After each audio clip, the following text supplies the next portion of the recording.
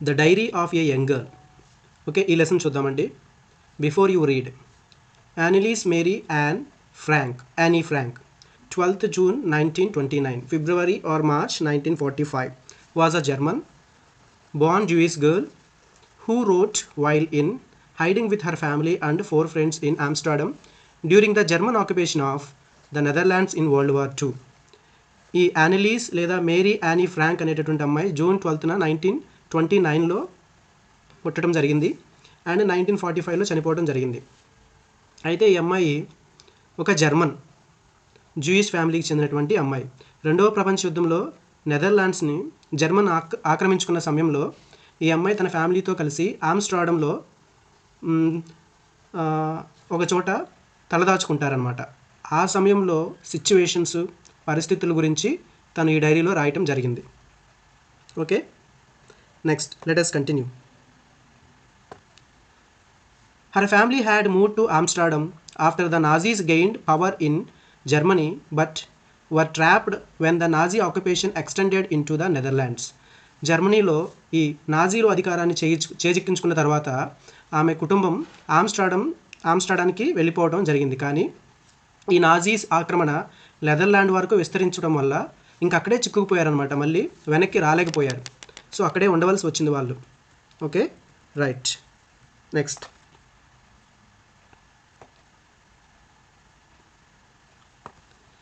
as persecutions against the Jewish population increased, the family went into hiding in July 1942 in hidden rooms in her father Otto Frank's office building. So ఈ Jewish జనాభాకు వ్యతిరేకంగా ఈ హింసలు అనేవి పెరగడంతో ఈ Annie Frank వాళ్ళ కుటుంబం మొత్తం జూలై 1942లో ఆమె తండ్రి పనిచేస్తున్నటువంటి ఒక ఆఫీస్లో, ఆ ఆఫీసు భవనంలో తలదాచుకోవడం జరిగిందనమాట. Okay, next,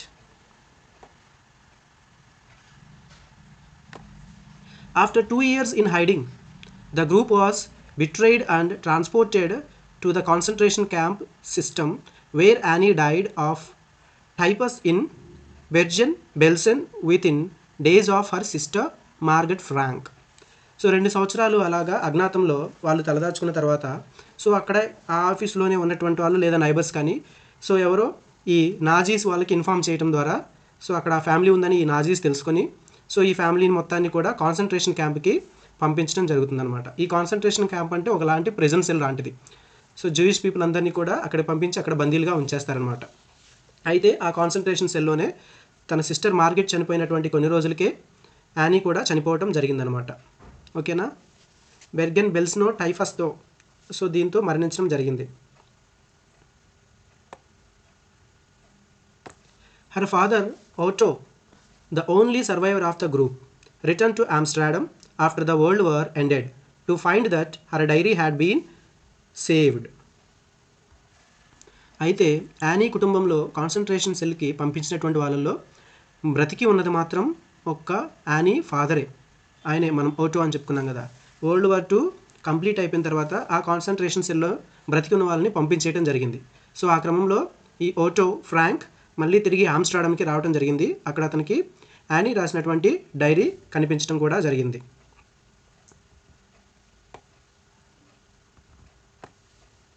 Convinced that it was a unique record, he took action to have it published in English under the name The Diary of a Young Girl. So అతనికి ఆ డైరీ ఒక ప్రత్యేకమైనటువంటి రికార్డ్ లాగా అనిపిస్తుంది అనమాట. అంతేకాదు ఆ ట్రూత్స్ అన్నిటినీ కూడా రికార్డ్ చేసినటువంటి నమ్మదగినటువంటి ఒక డాక్యుమెంటరీ లాగా కనిపిస్తుంది. సో అందుకని అతను దానిని ఇంగ్లీష్లోకి ట్రాన్స్లేట్ చేయించి the diary of A young girl అనేటటువంటి టైటిల్తో పబ్లిష్ చేయించడం జరిగింది. సో ఆ బుక్లోని ఒక పీస్ ఆఫ్ చాప్టర్ని మనం తీసుకొని లెసన్గా ఇవ్వడం జరిగింది 10th క్లాస్లో. Next, the diary was given to Anne Frank for her 13th birthday and chronicles the events of her life from 12th June 1942 until its final entry of 1st August 1944. అయితే ఈ డైరీని యానీకి తనకు 13 సంవత్సరాల వయసు ఉన్నప్పుడు లేదా 13th birthday అప్పుడు ఇవ్వటం జరిగింది. సో ఇక దాంట్లో ఆమె అన్ని విషయాలని రికార్డ్ చేయటం జరిగిందనమాట. అయితే తన లైఫ్లో జరిగినటువంటి విషయాలను రికార్డ్ చేయటం ఆమె 12th జూన్ నుంచి స్టార్ట్ చేసింది. ఆ డైరీలో ఫైనల్ ఎంట్రీ డేట్ ఏంటంటే 1st ఆగస్ట్ 1944 వరకు ఎంటర్ చేయడం జరిగింది. సో మేబీ ఆ తర్వాత ఆమెను కాన్సన్ట్రేషన్ సెల్కి పంపించడం వల్ల డైరీ తన దగ్గర లేకపోవడం వల్ల మిగిలిన విషయాలు ఏమీ రాయకుండా ఉండి ఉండొచ్చు. Okay, next. It was eventually translated from its original Dutch into many languages and became one of the world's most widely red books. అంతేకాకుండా ఈ బుక్ని ఒరిజినల్ లాంగ్వేజ్ ఏంటంటే డచ్ భాషలో నుంచి అనేక లాంగ్వేజెస్లోకి ట్రాన్స్లేట్ చేయడం జరిగింది. అంతేకాకుండా ప్రపంచంలో అత్యధికంగా చదవబడినటువంటి పుస్తకాల్లో ఇది ఒకటిగా చెప్పుకోవచ్చు అనమాట. There have also been several films, television and theatrical productions and even an opera based on the diary. So ఈ డైరీని ఆధారం చేసుకొని చాలా ఫిల్మ్స్ మేక్ చేయడం జరిగింది, టెలివిజన్ ఎపిసోడ్స్ చేయడం జరిగింది, థియేట్రికల్ ప్రోడక్ట్స్ అనేవి రావడం జరిగింది, రంగస్థల నిర్మాణాలు అంటారు కదా, డ్రామాస్ లాగా అలాంటివి రావడం జరిగింది. అండ్ ఈ విధంగా ఈ డైరీ చాలా ఫేమస్ అనమాట.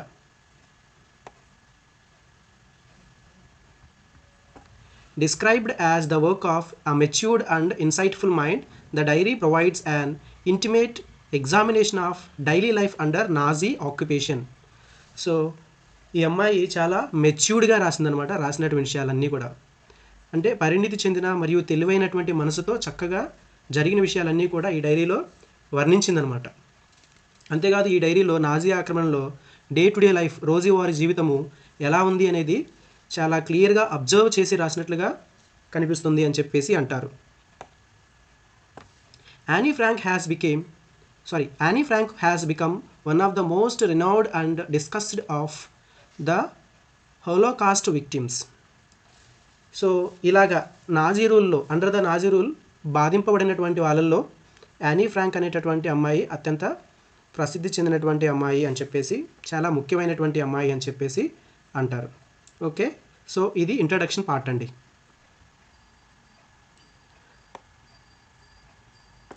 Writing in a diary is really strange experience for someone like me. డైరీలో రాయటం నాలాంటి వారికి నిజంగా ఒక వింత అనుభవం అంటుందండి. అంతేకాదు ఇంకా ఏం చెప్తున్నారో చూద్దాం.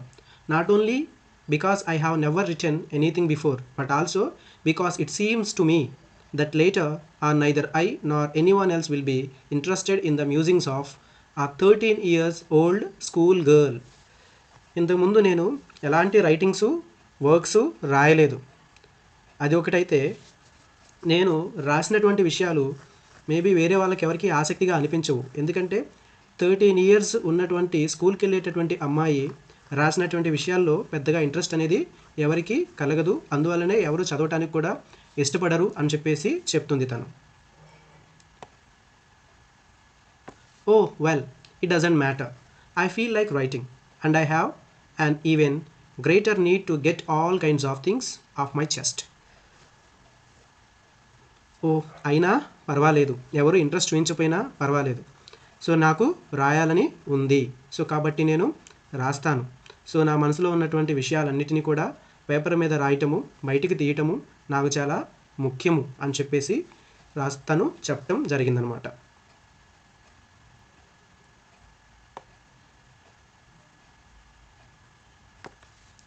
Paper has more patience than people. I thought of this saying on one of those days when I was feeling a little depressed and was sitting at home with my chin in my hands, bored and listless, wondering whether to stay in or go out. So తను ఒకరోజు కొంచెం డిప్రెషన్లో ఉండి ఇంట్లోనే కూర్చొని గడ్డం కింద చేపెట్టుకొని ఆ విసుగుతో అలాగా ఇంట్లోనే ఉండాలా లేకపోతే బయటికి వెళ్దామా అని ఆలోచిస్తూ కూర్చున్నప్పుడు తన మనసులోకి ఒక ఆలోచన వచ్చిందనమాట. ఏంటంటే అది paper has more patience than people. So మనుషుల కంటే కూడా కాగితానికే ఓపిక ఎక్కువ అనేటటువంటి విషయం గుర్తుకొచ్చిందనమాట. అయితే finally I stayed where I was brooding. చివరికి తను బయటికి వెళ్ళలేదనమాట, అక్కడే ఉండిపోయాను అని చెప్పేసి చెప్తుందనమాట.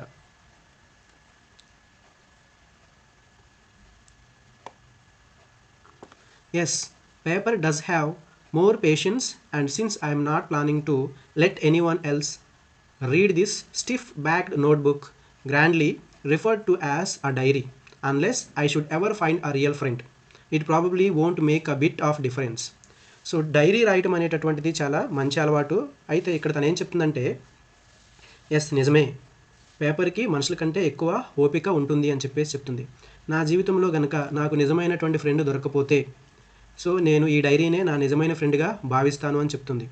అంతేకాదు, సో డైరీ అని గొప్పగా పిలువబడేటటువంటి ఈ నోట్బుక్ని మరెవరిని చదవనివ్వను, ఎవరికి చదివేటటువంటి అవకాశాన్ని ఇవ్వాలని నేను అనుకోవట్లేదు. ఎందుకంటే నాకు నిజమైన స్నేహితుడు ఈ డైరీయే. వేరే స్నేహితుడు దొరకపోతే ఇదే నా నిజమైన స్నేహితుడు, నా విషయాలన్నీ కూడా ఈ డైరీకే చెప్పుకుంటాను అనే మీనింగ్లో ఈ సెంటెన్స్ని చెప్పడం జరిగిందనమాట.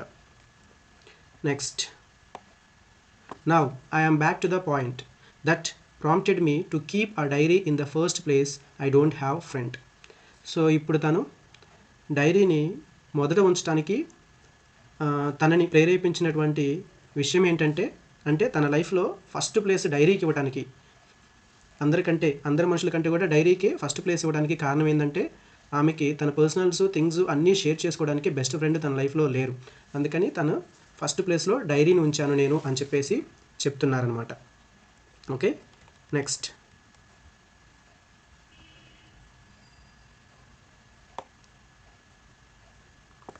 let me put it more clearly, since no one will believe that a 13-year-old girl is completely alone in the world. And I am not. I have loving parents and a 16-year-old sister, and there are about 30 people I can call friends. So నేను ఇక్కడ మీకు ఇంకా క్లియర్గా చెప్తున్నాను. ఏంటంటే అది 13 ఏళ్ల అమ్మాయి ఈ ప్రపంచంలో ఒంటరిగా ఉంటుంది అంటే ఎవరూ నమ్మరు. అంటే నేను ఒంటరిగా నా గురించి కాదు చెప్తుంది. అండ్ ఐ ఆమ్ నాట్, నేను కాదు. ఎందుకంటే యానీ అంటుందన్నమాట నేను కాదు అని. ఎందుకంటే ఐ హ్యావ్ లవింగ్ పేరెంట్స్, నన్ను ఎంతగానో ప్రేమించే పేరెంట్స్ ఉన్నారు. అంతేకాకుండా 16-year-old సిస్టర్, సో 16 ఏళ్ళు ఉన్నటువంటి ఒక అక్క ఉంది. And there are about 30 people I can call friends. నాకు తెలిసి ఒక 30 మంది నాకు ఫ్రెండ్స్గా పిలువబడేటటువంటి వ్యక్తులు ఉన్నారు, ఒక 30 మంది ఫ్రెండ్స్ ఉన్నారు అని చెప్పేసి చెప్తుందన్నమాట.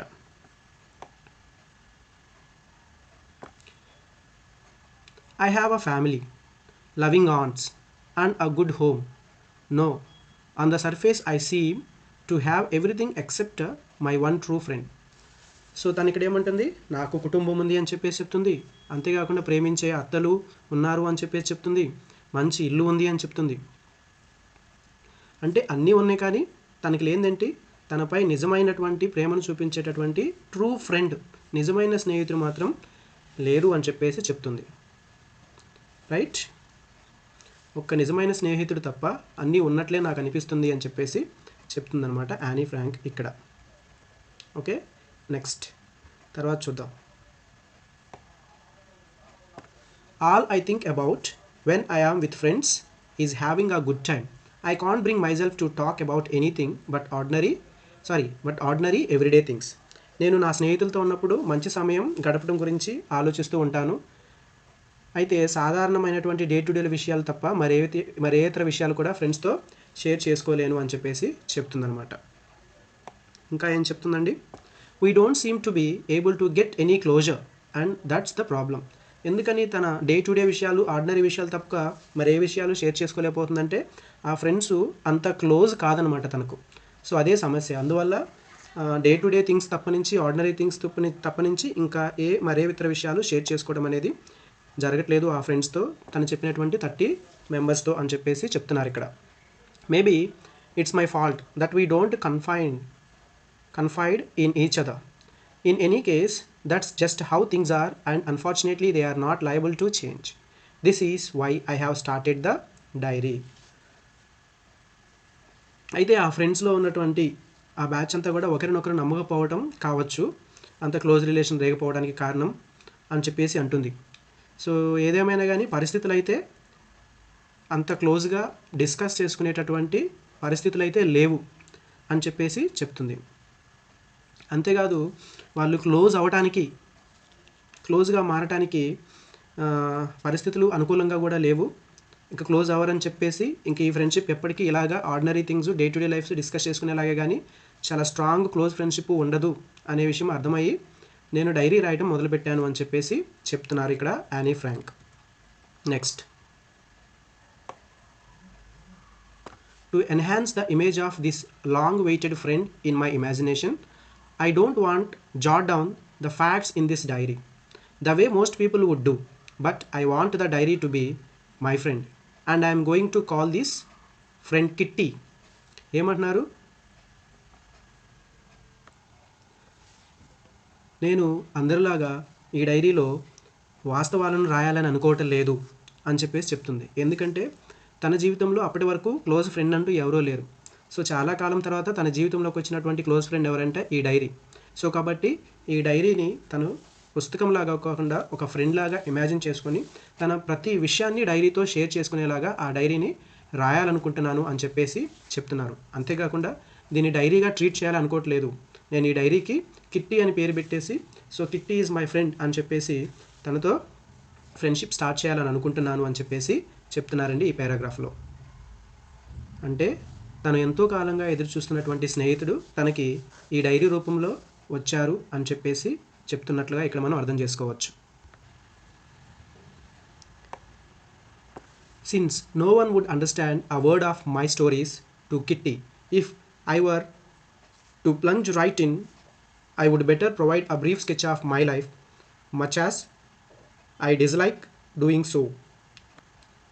డైరీ ఉంది కదా రాయటానికి అని చెప్పేసి వెంటనే రంగంలోకి దిగి ఇప్పటి నుంచి స్టార్ట్ చేసి రాయాలని నాకు లేదు. ఇలా రాయటం వల్ల నేను చెప్పేటటువంటి నా స్టోరీలో ఉన్నటువంటి విషయాలు ఎవరికి ఒక్క ముక్క కూడా అర్థం కాదు. సో కాబట్టి అలా రాయటం నాకు ఇష్టం లేదు. ముందుగా నా గురించినటువంటి విషయాలు క్లుప్తంగా ముందు ఈ డైరీలో రాసి తర్వాత నా స్టోరీని స్టార్ట్ చేస్తాను అని చెప్పేసి అంటారు ఇక్కడ Anne Frank. Okay, next. My father, the most adorable father I have ever seen, didn't marry my mother until he was 36 and she was 25. My sister Margaret was born in Frankfurt in Germany in 1926. So first వాళ్ళ father గురించి చెప్తున్నారండి. So తను చూసినటువంటి వ్యక్తుల్లో వాళ్ళ father చాలా adorable person, చాలా అందమైనటువంటి చాలా పర్సన్ అని చెప్పేసి చెప్తుంది. అంతేకాదు వాళ్ళ ఫాదర్ వాళ్ళ మదర్ని ఎప్పుడు మ్యారేజ్ చేసుకున్నారో కూడా చెప్తున్నారు. వాళ్ళ ఫాదర్కి 36 ఇయర్స్ ఉన్నప్పుడు వాళ్ళ మదర్ని మ్యారేజ్ చేసుకున్నారు. అప్పుడు వాళ్ళ మదర్కి 25 ఇయర్స్ అని కూడా చెప్తున్నారు. అంతేకాకుండా సో యానీ ఫ్రాంక్ యొక్క సిస్టర్ మార్గెట్ ఎప్పుడు పుట్టిందో కూడా చెప్తున్నారు, ఎక్కడ పుట్టిందో కూడా చెప్తున్నారు. తన జర్మనీలో ఫ్రాంక్ఫర్ట్లో పుట్టిందంట 1926లో. Okay, next.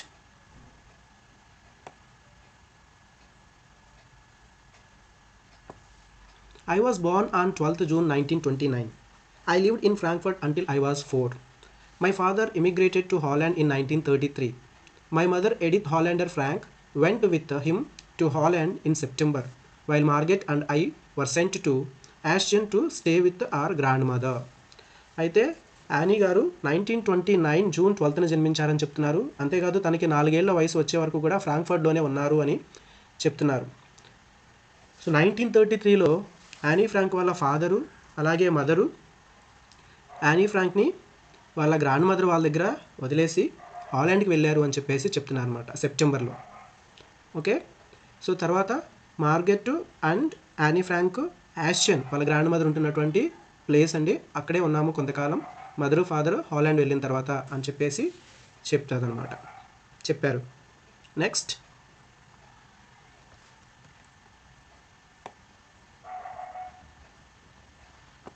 Margaret went to Holland in December and I followed in February when I was plunked down on the table as a birthday present for Margaret. So వాళ్ళ మదరు ఫాదరు సెప్టెంబర్లో వెళ్ళారు కదండి. ఓకే, తర్వాత ఎవరు వెళ్ళారు? మార్గెట్ వెళ్ళిందంట. ఎప్పుడు? డిసెంబర్లో. So తను డిసెంబర్లో వెళ్ళిన తర్వాత యానీని ఫిబ్రవరి నెలలో తీసుకెళ్లారనమాట. ఎప్పుడు? మార్గెట్ పుట్టినరోజు, తన పుట్టినరోజు కానుకగా సో తన సిస్టర్ అయినటువంటి యానీని తీసుకొని వెళ్ళి టేబుల్ మీద ఉంచారు, అంటే బర్త్డే గిఫ్ట్గా తీసుకెళ్లారు నన్ను అక్కడికి అని చెప్పేసి సరదాగా చెప్తున్నారన్నమాట. నెక్స్ట్,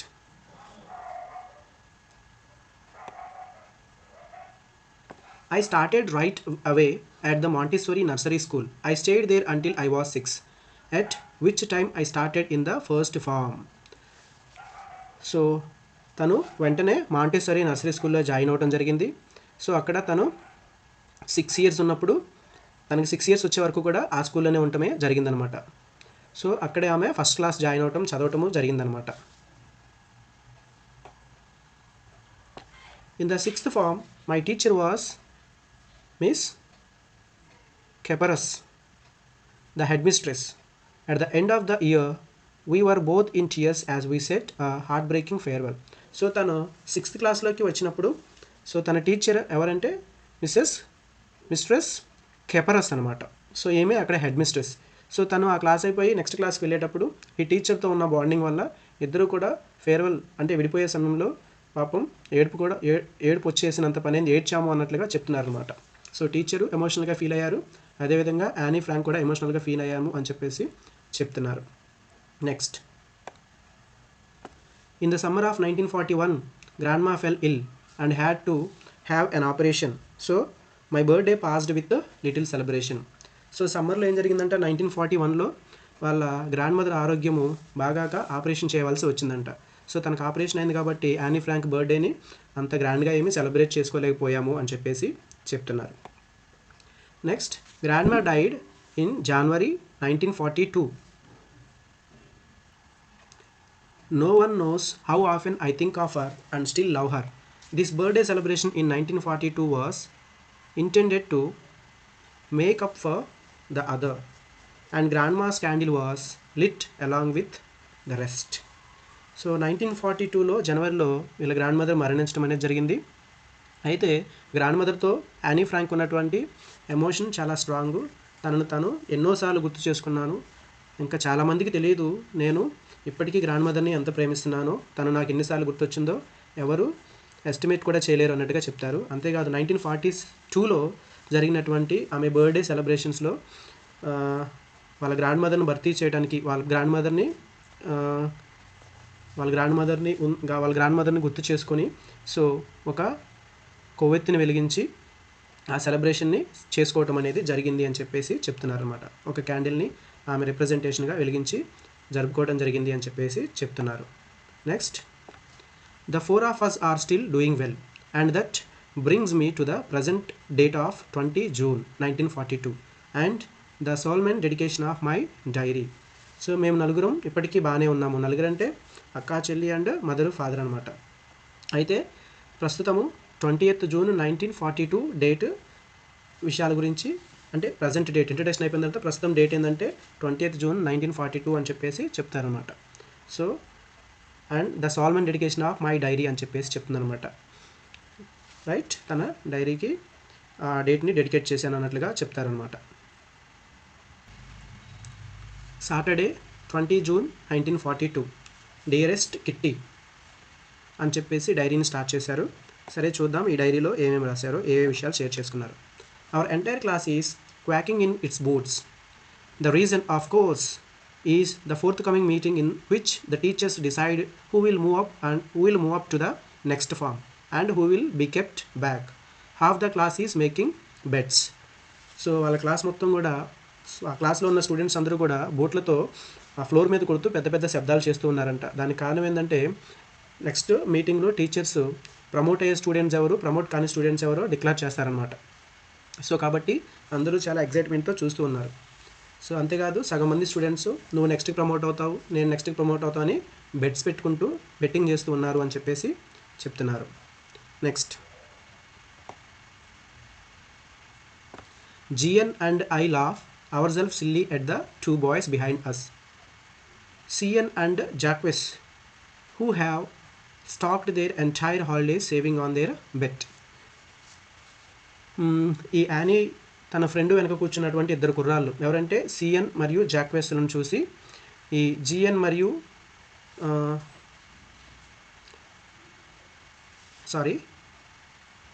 ఏం చెప్తున్నారంటే సో యానీ వెనక కూర్చున్నటువంటి ఇద్దరు కుర్రాళ్ళు ఎవరంటే సిఎన్ మరియు జాక్వెస్, వీళ్ళని చూసి యానీ మరియు యానీ ఫ్రెండ్ అయినటువంటి జిఎన్ ఇద్దరు సిల్లీగా నవ్వుకున్నాము అని చెప్పేసి అంటున్నారు. ఎందుకు?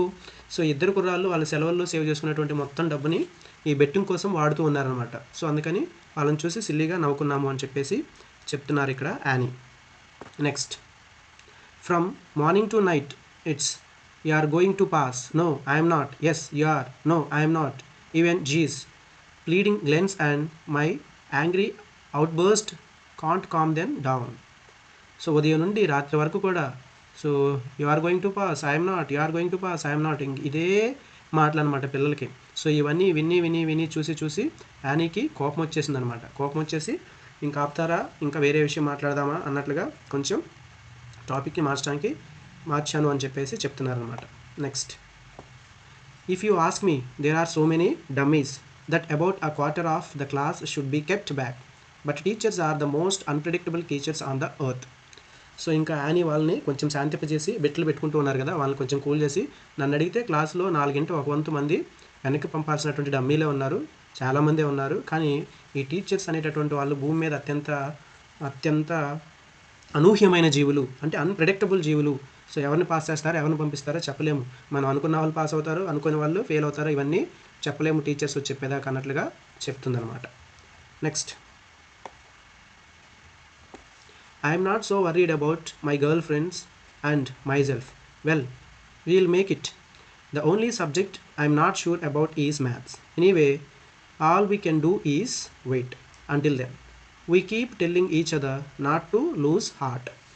సో యానీకి ఉన్నటువంటి గర్ల్ ఫ్రెండ్స్ వీళ్ళ గురించి కంగారు పడాల్సిన అవసరం లేదు, మా గురించి మా ఫ్రెండ్స్ గురించి కంగారు పడాల్సిన అవసరం లేదు, మేము బాగానే రాస్తాము, ఇప్పుడు ఎస్ మేము పాస్ అవుతాము అని చెప్పేసి నాకు ఖచ్చితంగా తెలుసు. అయితే నాకున్న ఒకే ఒక డౌట్ ఏంటంటే మ్యాథ్స్ సబ్జెక్ట్ గురించే అని చెప్పేసి అంటుంది. అయితే ఏది ఏమైనా ఎన్ని అనుకున్నా ఎన్ని బెట్టింగ్స్ పెట్టినా కూడా సో టీచర్స్ వచ్చేసి చెప్పే వరకు కూడా మనం వెయిట్ చేసిన తప్పటి నుంచి మనం చేయగలిగింది ఏమీ లేదు. అప్పటి వరకు కూడా మనోధైర్యం కోల్పోకుండా ఉండాలి అని చెప్పేసి ఒకరితొకళ్ళు చెప్పుకుంటూ ఉన్నాము అని చెప్పేసి అంటారు. నెక్స్ట్,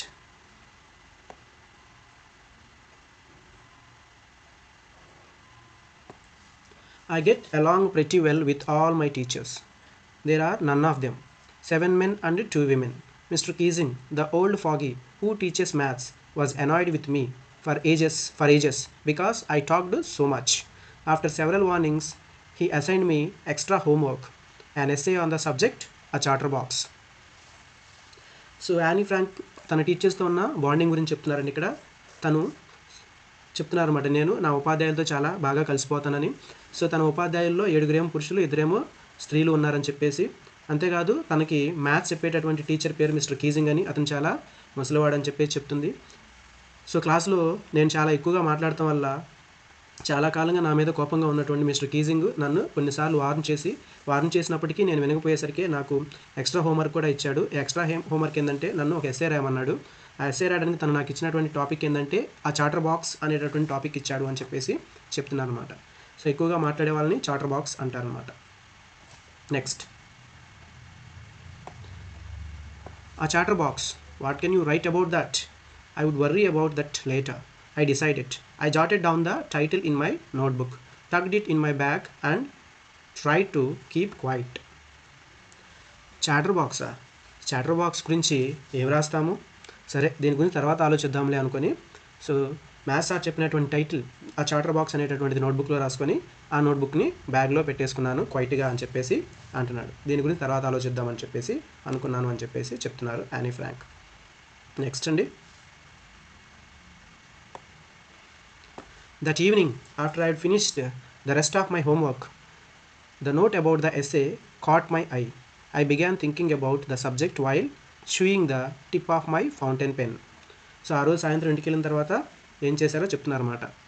సో యానీ అంటున్నారన్నమాట, నేను నా మిగిలిన హోంవర్క్ అంతా పూర్తి చేసిన తర్వాత మిస్టర్ కీజింగ్ ఇచ్చినటువంటి ఎస్సే రైటింగ్ గుర్తొచ్చింది. సో తర్వాత వెంటనే తనకి ఫౌంటైన్ పెన్ ఉందన్నమాట. ఆ ఫౌంటైన్ పెన్ యొక్క చివరిని ఆ నోట్లో కొంచెం నవ్వులుతూ ఆ చాటర్ బాక్స్ అనేటటువంటి టాపిక్ గురించి ఆలోచించడం స్టార్ట్ చేశాను నేను అని చెప్పేసి చెప్తుందన్నమాట. Next, anyone could ramble on and leave big space between the worlds, but the trick was to come up with convincing assignments to prove that necessary of talking. అయితే ఏం చెప్తుంది, ఎవరైనా సరే మాటల మధ్య అంటే ఒక వర్డ్కి ఇంకొక వర్డ్కి మధ్య పెద్ద పెద్ద ఖాళీలు వదిలేసి ఎస్సేని అంటే ఉన్న కొంత విషయాన్నే వర్డ్కి మధ్య ఖాళీలు వదిలేసి పూర్తిగా పేజీ అంతా రాసినట్లుగా చేస్తూ ఉంటారు. అయితే యానీ మాత్రం తన ఎస్సేలో మాట్లాడవలసిన ఆవశ్యకతని నిరూపించేలాగా, యాక్సెప్ట్ చేసేలాగా తన వాదనను ఈ ఎస్ఏ రూపంలో రాయటమే ఒక టెక్నిక్గా అనుకొని సో ఆ విధంగా ఆ చాటర్ బాక్స్ అనేటటువంటి ఎస్ఏని రాయటం స్టార్ట్ చేసింది అనమాట. నెక్స్ట్,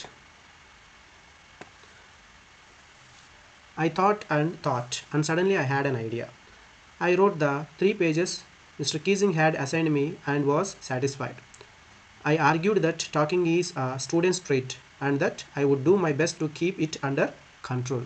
సో అలా ఆలోచించి చాటర్ బాక్స్ గురించి ఏం రాద్దామని సో తనకు అకస్మాత్తుగా ఒక ఆలోచన వస్తుందన్నమాట. ఆలోచన వచ్చింది అని చెప్తారు. సో మిస్టర్ కీజింగ్ తనకి ఇచ్చినటువంటి 3 పేజీలు రాయమని చెప్తారనమాట నిజానికి. అందుకనే వాడికి మధ్య గ్యాప్ ఇచ్చి రాస్తే అయిపోయింది అనే విషయం చెప్తారనమాట. మిస్టర్ కీజింగ్ తనకి ఇచ్చినటువంటి ఈ 3 పేజీల ఎస్సేను సో చాలా సాటిస్ఫాక్టరీగా రాసేస్తుందనమాట. అయితే కాన్సెప్ట్ ఏమని ఉంటుందంటే దాంట్లో తన ఆర్గ్యుమెంట్ ఎలా ఉంటుందంటే మాట్లాడుతూ అనేది విద్యార్థి యొక్క లక్షణం అని చెప్పేసి సో అయితే యాజ్ ఎ స్టూడెంట్గా నేను దాన్ని అదుపులో పెట్టుకోవడానికి ట్రై చేస్తాను అని చెప్పేసి రాస్తుందనమాట ఎస్సేని. ఆ విధంగా తన ఎస్సేని డెవలప్ చేస్తుంది. నెక్స్ట్ అండి,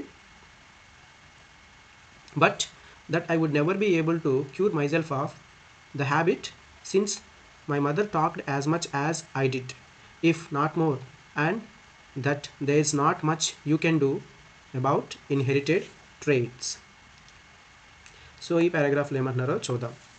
సో ఇక్కడ ఏమంటున్నారు, తను రాసింది కానీ అలాగైతే తను కంట్రోల్ చేసుకోలేకపోయిందంట. ఎందుకంటే సో యానీ వాళ్ళ అమ్మలాగే ఏమి కూడా బాగా మాట్లాడటం అలవాటు అనమాట. వాళ్ళ మదర్ కూడా అలాగే ఎప్పుడూ మాట్లాడుతూనే ఉంటారనమాట. సో అది తనకి జెనెటికల్గా వచ్చింది. సో కాబట్టి తన అమ్మ గురించి కూడా చెప్పారనమాట, మా అమ్మలాగే మాట్లాడటం బాగా అలవాటైంది, ఎప్పటికీ అలవాటు నుంచి కోలుకోలేకపోయాను, అది వారసత్వంగా వచ్చిన లక్షణము, దాన్ని కంట్రోల్ చేసుకోలేకపోయాను అని చెప్పేసి అంటే మళ్ళీ క్లాస్లో మాట్లాడాను అని చెప్పేసి చెప్తుంది అనమాట.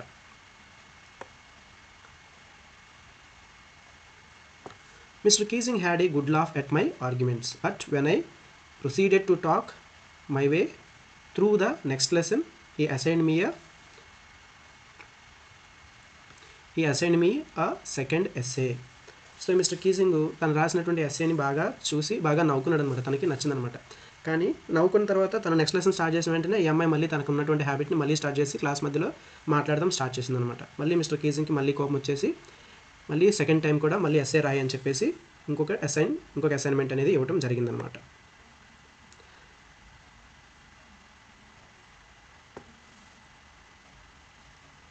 This time it was supposed to be on an incorrigible chatter box. I handed it in and Mr. Keesing had nothing to complain about for two whole lessons. However, during the third lesson, he would finally had enough. So ఈసారి ఇంకా తనకి ఇచ్చినటువంటి topic ఏంటంటే an incorrigible chatter box. So incorrigible అంటే that cannot be corrected అని చెప్పేసి, something that cannot be corrected అని చెప్పేసి అర్థం. an incorrigible chatter box మీద ఎస్ఏ రాయమని చెప్పేసి మళ్ళీ తనకి ఎస్ఏ ఇవ్వడమే జరిగింది. ఓకే, అయితే ఈ కీజింగ్ మొత్తం రెండు పాఠాలు చెప్పేంత వరకు కూడా తన గురించి ఏమీ కంప్లైంట్ అయితే చేయలేదు. మళ్ళీ మూడో పాఠం చివరికి వచ్చేసరికి థర్డ్ లెసన్ చివరికి వచ్చేసరికి ఏం జరిగిందో చూద్దాం. మళ్ళీ అంటే 2 లెసన్స్ అయిపోయిన దాకా ఆ అమ్మాయి బాగానే ఉంది, మిస్టర్ కీజింగ్ నుంచి ఎలాంటి కంప్లైంట్ లేదు. మళ్ళీ థర్డ్ లెసన్ చివరికి వచ్చేసరికి మళ్ళీ ఏదో జరిగింది అని చెప్పేసి చెప్తారు. ఏంటో చూద్దాం. Annie Frank, as punishment for talking in the class, write an essay entitled Quack Quack Quack said Mistress Chatterbox. అయితే ఈ అమ్మాయి మళ్ళీ థర్డ్ లెసన్ చివరికి వచ్చే సమయానికి థర్డ్ లెసన్ చెప్పేటప్పుడు మళ్ళీ మాట్లాడింది 2 సార్లు ఎస్ఏ ఇచ్చినప్పటికీ కూడా. సో అందుకనే థర్డ్ లెసన్ అయిపోయే సమయానికి యాజ్ ఎ పనిష్మెంట్గా మళ్ళీ ఈసారి ఇంకొకటి ఎస్ఏ రాయమని ఇంకొక టైటిల్ ఇవ్వడం జరిగింది. ఈసారి ఇచ్చిన టైటిల్ ఏంటంటే quack quack quack said mistress chatter box అనేటటువంటి టాపిక్ మీద లెసన్ రాసుకునేరా అని చెప్పేసి అడగటం జరిగిందనమాట.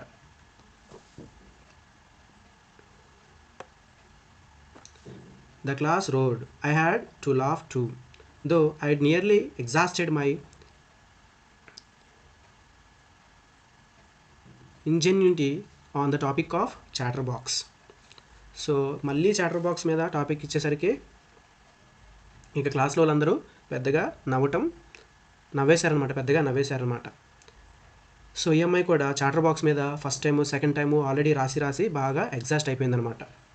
ఓకే రైట్, అంటే తను చాటర్ బాక్స్ మీద ఇప్పటికే రాసేసింది. తన తెలివితేటలన్నీ కూడా అయిపోయాయి అనమాట. తను ఇంకా రాయడానికి ఏం లేదు. తన దగ్గర ఉన్న స్టఫ్ అంతా కూడా already first time second time రాసేసింది. సో తనకు కూడా నవ్వు వచ్చిందనమాట మళ్ళీ చాటర్ బాక్స్ మీద ఇచ్చేసరికి. Essay. Next, it was time to come up with something else, something original. My friend Sanne, who's good at poetry, offered to help me write the essay from beginning to end in verse, and I jumped for joy. So తను కూడా exhaust అయిపోయింది అనమాట రాసి. అయితే so ఈసారి ఏదైనా కొత్తగా try చేయాలి అని చెప్పేసి అనుకుంది. అయితే తన ఫ్రెండ్ శాన్ అనేటటువంటి అమ్మాయి పోయిటరీ రాయటంలో చాలా చాలా చాలా క్లవర్ అనమాట. సో ఆ అమ్మాయి హెల్ప్ తీసుకొని బిగినింగ్ నుండి ఎండింగ్ వరకు కూడా ఈసారి ఎస్సేని పొయిటిక్ ఫామ్లో రాసిందనమాట. అది చూసి తనకు కూడా హ్యాపీగా అనిపించింది అనమాట. Right? Next, Mr. Keesing was trying to play a joke on me with this ridiculous subject, but I'd make sure the joke was on him. So అయితే మిస్టర్ కీజింగ్ నాపై జోకు వేయటానికి ప్రయత్నించాడు అని చెప్పి చెప్తుందనమాట ఈ విషయం పైనే. అయితే కానీ ఆ జోక్ అతనిపై ఉందని, మీరు వేసినటువంటి జోకు నా మీద జోక్ వేసినట్లుగా ఉంది కానీ బట్ ఆ జోక్ ఇండైరెక్ట్గా మీ మీదే రిఫ్లెక్ట్ అయింది అని చెప్పేసి తను అంటుందన్నమాట mister కీజింగ్తో. Next, I finished my poem and it was beautiful. It was about a mother duck and father swan with 3 baby ducklings who were bitten to death by the father because they quacked too much. Luckily, Mr. Keesing took the joke the right way. అంటే mister కీజింగ్ మీద reflect అయ్యేలాగా ఉంది joking. అంటే ఇప్పుడు quack quack quack set the chatter box అని చెప్పాడు కదా. So యాక్చువల్గా అతను ఆ అమ్మాయి మీద జోక్ వేసినట్లుగా ఆ టైటిల్ని ఇవ్వడం జరిగింది. బట్ ఈ అమ్మాయి రాసినటువంటి ఈ పొయిటిక్ వర్స్ ఎలా రాసిందంటే ఈ అమ్మాయే మిస్టర్ కీజింగ్ మీద జోక్ వేసినట్లుగా ఈ వర్స్ అనేది రాసిందనమాట. అతని మీద రిఫ్లెక్ట్ అయ్యేలాగా రాశాను అని చెప్పేసి చెప్తుందనమాట. అది పై పారాగ్రాఫ్లో. సో మొత్తానికి ఈ అమ్మాయి తన పోయంని ఫినిష్ చేసిందనమాట. అంతేకాదు తన పోయిటరీ చాలా బాగా వచ్చిందని కూడా చెప్తుంది. సో ఎలా రాసింది, తల్లి బాతు తండ్రి బాతు, సో హంసలతో పాటు 3 పిల్లల బాతులు కూడా బాగా తండ్రి ఏమంటారు ఇక్కడ duckling who are bitten to death by the father. So అంటే చచ్చే వరకు కొట్టారు అని చెప్పేసి, అంటే పనిష్మెంట్ అలా ఇచ్చారు అని చెప్పేసి అన్నట్లుగా రాస్తుందన్నమాట. ఎందుకు దే క్వాక్డ్ టూ మచ్, పద్దాకలా క్వాక్ క్వాక్ అంటున్నారని చెప్పేసి, సో చచ్చే వరకు కొట్టాడు అంటే ఇక్కడ మనకు అర్థమైపోతుంది అనమాట. సో తను ఎలా రాసిందంటే క్వాక్ క్వాక్ అంటుంది ఎవరు, ఇక్కడ యానీ క్లాస్లో అరుస్తూ ఉంది. సో ఈ ఫాదర్ అంటే ఎవరిలా చెప్పింది, మిస్టర్ కీజింగ్. తను ఒకసారి 2 సార్లు 3వ సార్లు ఇలా ఎస్ఏ ఇచ్చేసి ఆ అమ్మాయిని ఎగ్జాస్ట్ చేసేస్తున్నాడు సో అన్నట్లుగా అది రాయటం జరిగిందనమాట ఆ ఎస్ఏని. లక్కీలీ మిస్టర్ కీజింగ్ టుక్ జోక్ రైట్ వే. సో ఈ జోక్ని మిస్టర్ కీజింగ్ చాలా నార్మల్గా, అంటే సీరియస్గా కాకుండా చాలా ఫన్నీగా జనరల్గా తీసుకోవడం జరిగింది. లేకపోతే సీరియస్గా తీసుకుంటే కొంచెం ప్రాబ్లం అయ్యేది అన్నట్లుగా చెప్తుందనమాట. Next,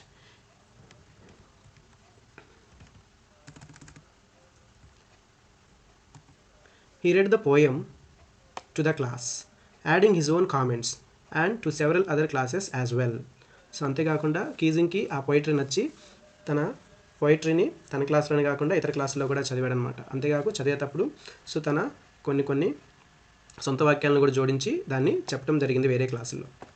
since then I have been allowed to talk and I haven't been assigned any extra homework. On the contrary Mr Keesing always making jokes these days. Yours Anne. So అప్పటి నుంచి యానీకి మాట్లాడడానికి mister కీజింగ్ అనుమతి ఇచ్చాడనమాట. అమ్మాయి మాట్లాడినా పెద్దగా పట్టించుకునేవాళ్ళు కాదు, సీరియస్గా తీసుకునేవాళ్ళు కాదు. అంతేకాదు అమ్మాయి మాట్లాడినా కూడా ఎటువంటి అదనపు హోంవర్క్ కూడా ఇచ్చేవాడు కాదనమాట. అంతేకాదు మిస్టర్ కీజింగ్ అప్పటి నుంచి చాలా జోకులు వేస్తూ సరదాగా క్లాస్ రూమ్లో ఉండేవాడు అని చెప్పేసి రాసిందనమాట డైరీలో. యువర్స్ యానీ, మీ యానీ అని చెప్పేసి ఈ ఎపిసోడ్ని ఇలా ఫినిష్ చేయడం జరిగిందనమాట. థ్యాంక్ యూ సో మచ్ అండి.